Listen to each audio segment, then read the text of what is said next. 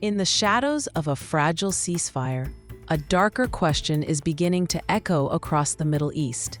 Is another Iran-Israel war already locked into the region's future?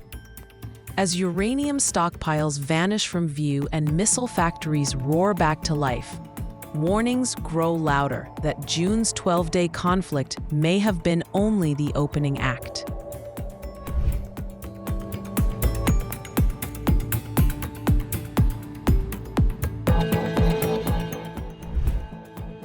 Regional analysts say the uneasy quiet between Israel and Iran may not hold for long.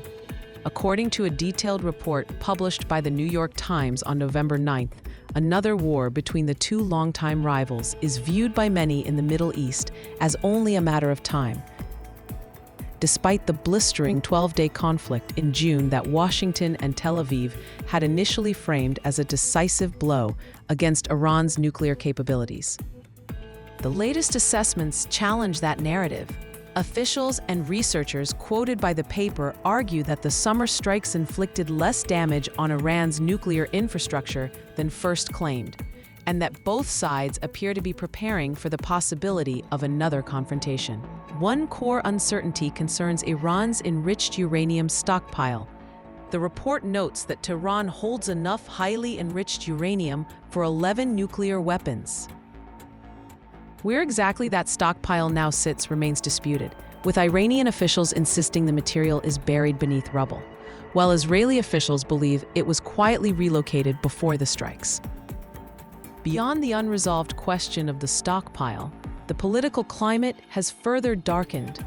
The 2015 nuclear agreement, once the centerpiece of Western efforts to limit Iran's enrichment capacity, expired last month, restoring heavy sanctions and leaving no active framework for negotiation.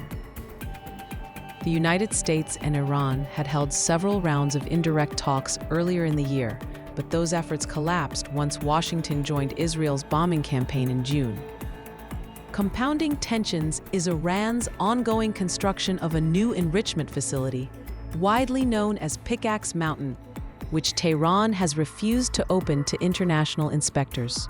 With no monitoring in place, no diplomatic talks underway, and no clarity on the uranium stockpile, officials in several Gulf states now judge another Israeli strike to be almost inevitable.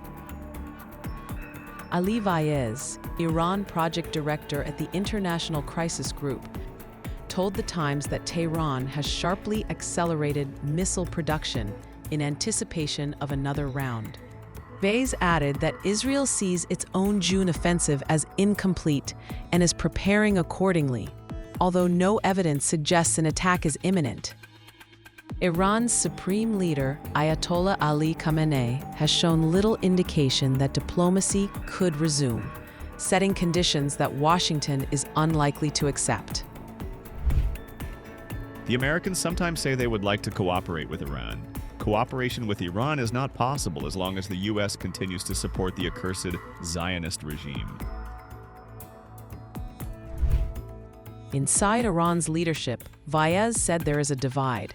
Some senior figures favor pursuing a new agreement with the United States, arguing that the country's 92 million people face acute economic strain, soaring inflation, and severe water shortages. Others believe negotiations are futile, especially under President Trump, who withdrew from the 2015 agreement and ordered strikes on Iran while talks were ongoing earlier this year. International observers remain uneasy. Rafael Grossi, director of the International Atomic Energy Agency, told the Financial Times that Iran's stockpile of 60% enriched uranium, roughly 400 kilograms, likely survived the war, though inspectors cannot verify its status. Iran is weaker than at any point since the US invasion of Iraq, but not so weak as to be irrelevant.